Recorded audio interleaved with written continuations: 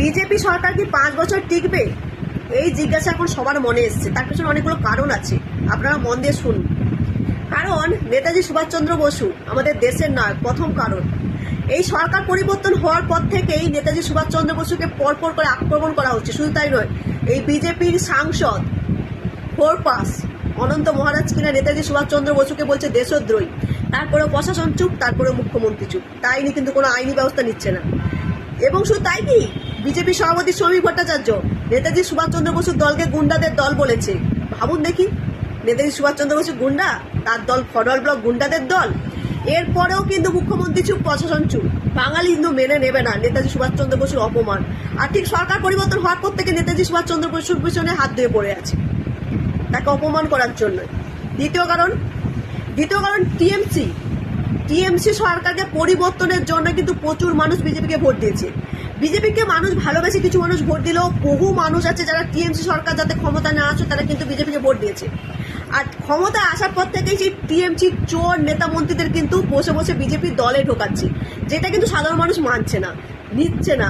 কারণ ভোটটা তো সাধারণ মানুষ দিয়েছে, নেতা মন্ত্রী কিনে নিলেও সাধারণ মানুষ কিনতে পারবে না, সেটাও কিন্তু মানুষ দেখছে। তৃতীয় কারণ হচ্ছে যুব সম্প্রদায়। 15 বছর ধরে মমতা ব্যানার্জির ক্ষমতা আমলে এই যুব সম্প্রদায় যেভাবে বঞ্চিত হয়েছে, চুরি দুর্নীতি হয়ে চাকরিদের চোরদের দিয়েছে, যোগ্যদের দেয়নি, যোগ্যরা দিনের প্রতি মার খেয়েছে, পুলিশের হাতে ধর্মতলায় বসেছিল। এবং চাকরি না পেয়ে শিক্ষিত যোগ্য বেকার ছেলেমেয়েরা কোথায় সবজি বিক্রি করেছে, টোটো চালিয়েছে এবং তাদের চপ ঘুগনি বিক্রি করতে বলেছে। তাই সেই যুব সম্প্রদায় কিন্তু চেয়েছিল যে তৃণমূল সরকার ক্ষমতা যাতে না থাকুক, তাদের কিন্তু বড় অবদান আছে। আর সেই তৃণমূল সরকার ক্ষমতা থেকে সরানোর জন্য বিজেপিকে ভোট দিয়েছে। এখন পর্যন্ত সেই যুব সম্প্রদায়ের ব্যাপারে কোনো চাকরির ফর্ম বেরোয়নি। সেই যুব সম্প্রদায় নিয়ে কিন্তু সরকার কিছু ভাবছে না। হলো, এবারে বলি চতুর্থ কারণ, অভয়া তৃণমূল সরকার আমলে ঘটনাটি ঘটলে অভয় যাতে বিচার না পায়, মমতা ব্যানার্জি কপিল সিব্বালের মতন এক উকিলকে রেখেছিল যাতে অভয় বিচার না পায়, এবং একের পর এক ধামাচাপা দেওয়ার চেষ্টা করেছে। কিন্তু তাই মানুষ চেয়েছিল অভয়ের সাথে যে নৃশংসতা হয়েছে, যেভাবে অভয়কে হসপিটালের মধ্যে কর্মরত অবস্থায় অভয়ের সাথে যা হয়েছে, তাই বিচার যাতে পায় তার জন্য কিন্তু প্রচুর মানুষ ভোট দিয়েছিল। কিন্তু ক্ষমতায় আসার পর অভয়ের বিচার কিন্তু এখনো স্থগিত। বুঝতে পারলেন, এখনো স্থগিত। উল্টে যারা অভয়ের বিরুদ্ধে যারা ছিল তারা এখন ওই বিজেপিতেই ঢুকে যাচ্ছে, সেটাও মানুষ দেখছে।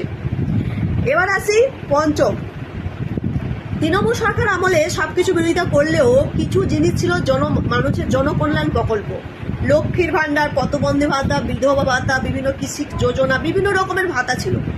এই সরকার আসার পর থেকে একের পর এক ভাতা নিয়ে টানা হিচড়া শুরু করেছে এবং মানুষ যাদের প্রয়োজন তাদেরকে ভাতা পাচ্ছে না এবং সেই ভাতাগুলো বন্ধের দিকে চলছে, যেটা কিন্তু মানুষের মাথা ব্যথার কারণ হয়ে দাঁড়িয়েছে। এই জন্য রাস্তাঘাটে আন্দোলন, লক্ষ্মী ভান্ডারকে অন্নপূর্ণা ভান্ডার বলেছে, নানাবিধ ফর্ম ফিল আপ করিয়েছে। তারপরেও যখন মানুষ পাচ্ছে না টাকা, তখন কিন্তু সরকারের বিরোধিতা করছে এবং রাস্তায় আন্দোলনও করছে।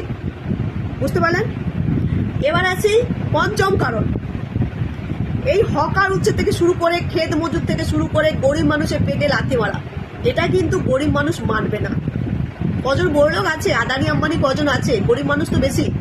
আর সেই গরিব মানুষের পেটে লাথি পড়েছে। এই হকার উচ্ছেদ করার পর হকারটা কোথায় থাকবে, কি খাবে বা কি করবে, বা একের পর এক নিয়ম চালু করছে, যেটা হচ্ছে সরকার বিরোধিতা হচ্ছে।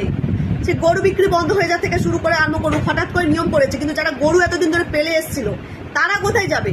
তাদের তো ব্যবস্থা সরকার করতে পারতো। কারণ 14 বছর ধরে তারা গরুকে খাওয়াতে পারবেন, তাদের গরুগুলোকে নিয়ে কি করবে? রাস্তায় ছেড়ে দিচ্ছে, তারা বিপদে যাচ্ছে। এই যে গরিব মানুষ, আলু চাষিরা দাম পাচ্ছে না, আগের সরকারের সময় এইগুলো নিয়ে মানুষ কথা বলেছিল, এই সরকারে এসেও কি একই জিনিস।